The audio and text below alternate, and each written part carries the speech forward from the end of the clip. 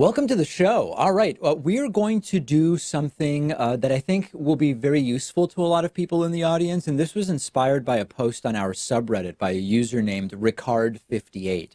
And it relates to this question that's often discussed in American politics. The right talks about it, the left talks about it, although usually in different terms, which is how do we pay for all the stuff that progressives want to just give away to people, all that free stuff that somebody has to pay for, Medicare for all, tuition-free college, paid family, maternity, paternity leave, the expansion of Social Security benefits, paying for infrastructure.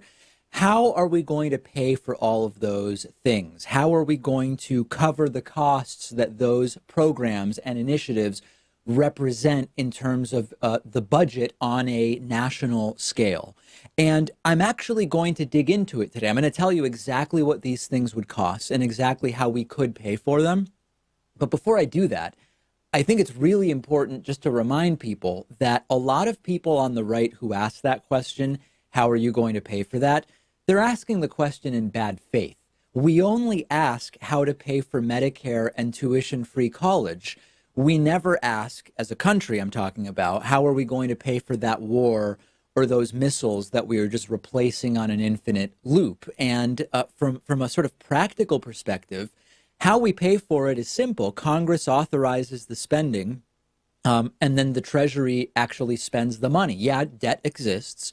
Modern monetary theory tells us that it's not just good or bad to deficit spend. It depends what we're spending on. And there's a lot of things we could deficit spend on that would actually be good for the economy. There's a whole bunch of other rebuttals.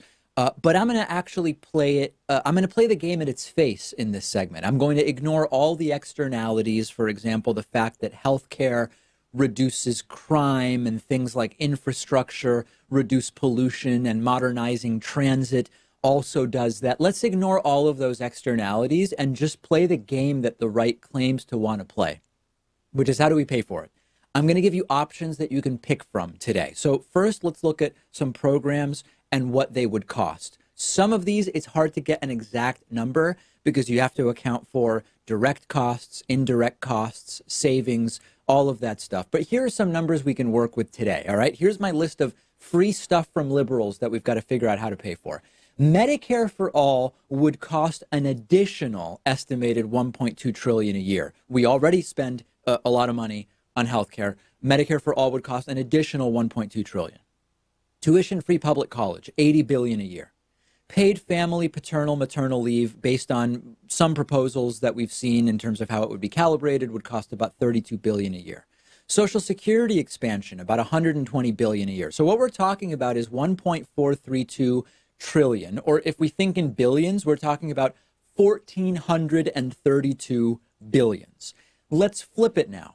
What proposals exist to raise money to pay for things? And after, I'll let you decide which sound more or less interesting, which sound okay or which don't.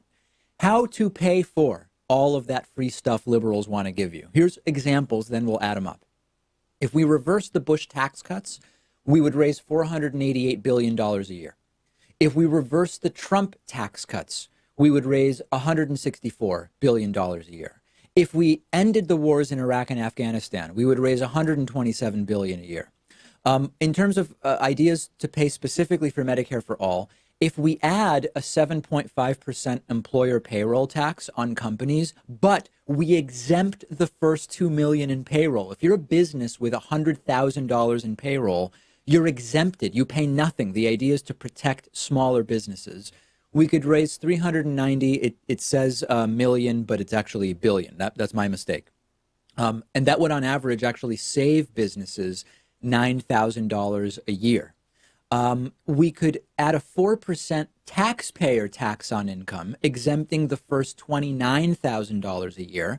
That would raise $350 billion a year. It would net save families because remember, families are already paying for premiums and copays and all of that. If we did a carbon tax of $73 per ton on businesses, we could raise $300 billion a year.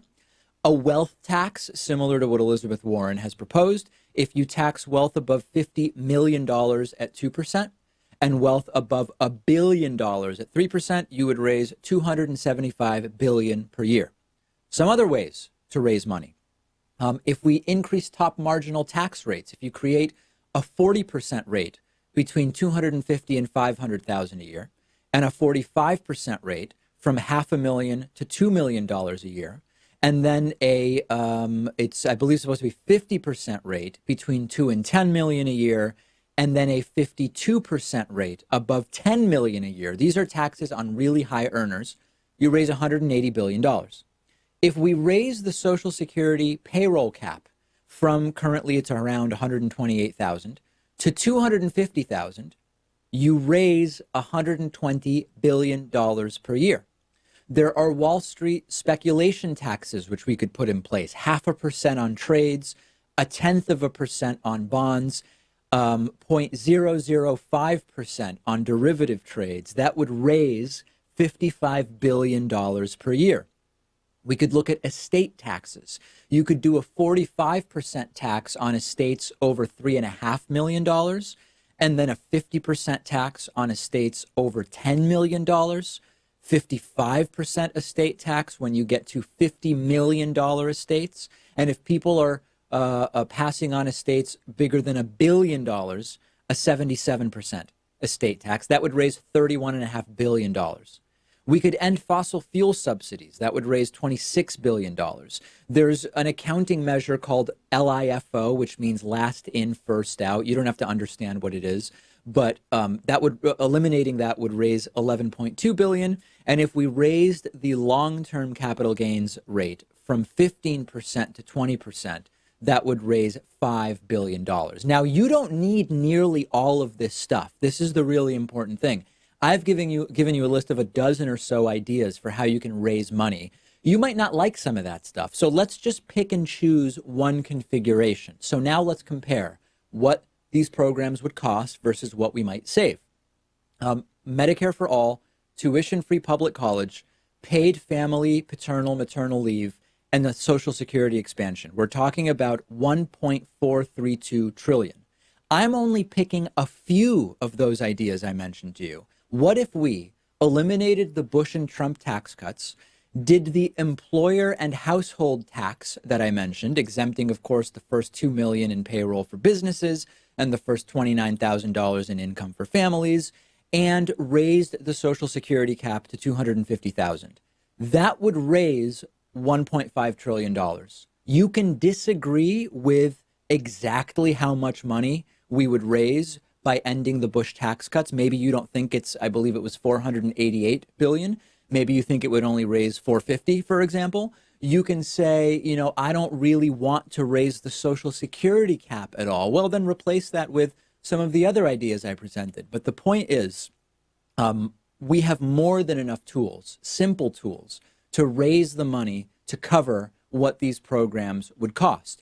You could even tweak some of these. Imagine that you say, well, you know what? I'm okay with the 4% tax on households above a certain level of income, but I think the first 75,000 in income should be accepted rather than the first 29,000. Well, that's fine. Do that and combine it with the top marginal tax rate idea, which I presented to you. We have countless tools, and we have to remember that there are two approaches when the right says, how are you liberals going to pay for that stuff?